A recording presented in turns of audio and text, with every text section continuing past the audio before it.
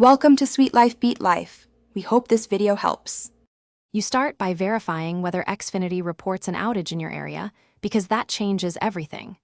Once you confirm no outage, unplug the modem or gateway for 60 seconds and plug it back in to clear transient faults. While it reboots, inspect coax and Ethernet connections. Make sure they're tight and not frayed. If you use splitters, remove them temporarily. These actions address most simple failures quickly and let you see whether the problem persists before moving on. Now you run diagnostics so you know the cause.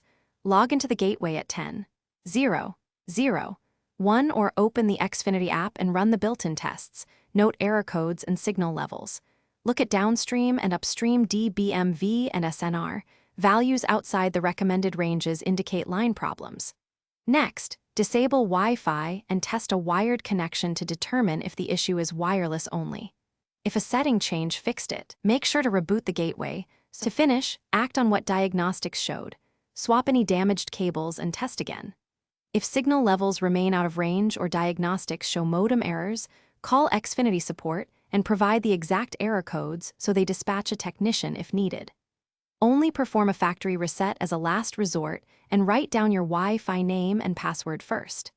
If problems persist, use one final check. Try another device and a direct wired connection. That isolates whether the issue is device-related or network side. Thanks for watching. Consider subscribing if we helped you.